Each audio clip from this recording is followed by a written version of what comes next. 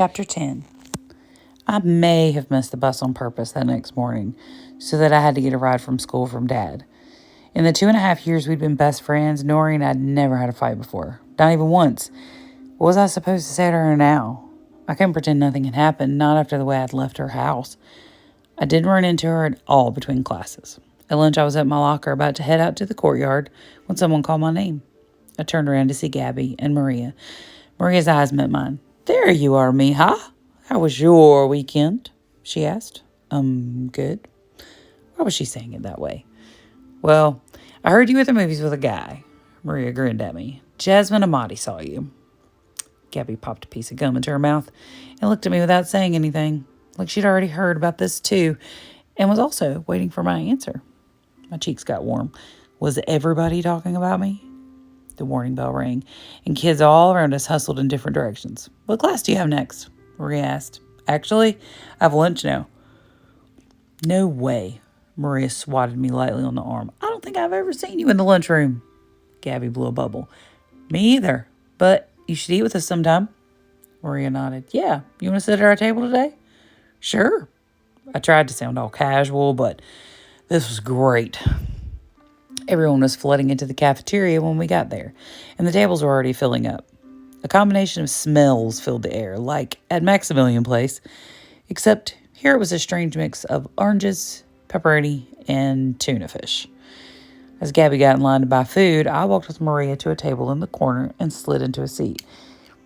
About 5 seconds later, 2 more people sat down. One of the girls I'd seen at the mall on Saturday, and a girl who'd been in my class in 5th grade. My mouth went dry. Bella Coughlin was one of the tiger barbs who went along with whatever the shark did. What was she doing with Gabby and Maria? "Do you two know Julia?" Maria asked. My chest tightened. Would Bella say something mean about me and ruin everything? I was seriously thinking I should just get up and leave, but Bella just shrugged. "I think we might have been in the same class when you were in elementary school." She narrowed her eyes like she was trying to remember. Wow. My mouth fell open. After all that drama in 5th grade, she wasn't even sure who I was. I couldn't help shaking my head a little. Jeez.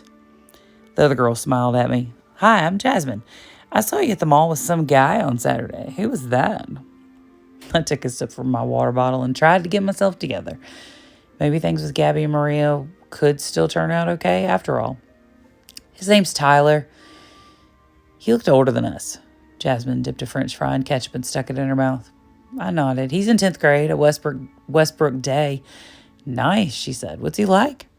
"He's into music. Plays guitar in a band." "Even better. When's their next gig?" Jasmine wiped a glob of ketchup off her lip with a napkin. "I have no idea." Before Jasmine could ask anything else, Gabby came back over. "The pizza line was so long today," she muttered. She plunked down her tray and turned to me. "I'm hoping for Pegasus again tomorrow. Who do you want to ride?" Bella glanced up from her hamburger. "Does the new stable smell as good as the other place did?" Gabby let out a long breath. "How many times do I have to tell you that some people like the smell of barns?" She smiled at me as if we were in on a secret together. Jasmine's beaded braids clinked together as she turned back to me. "It would be really great if you could try and find out about Tyler's next gig, I mean.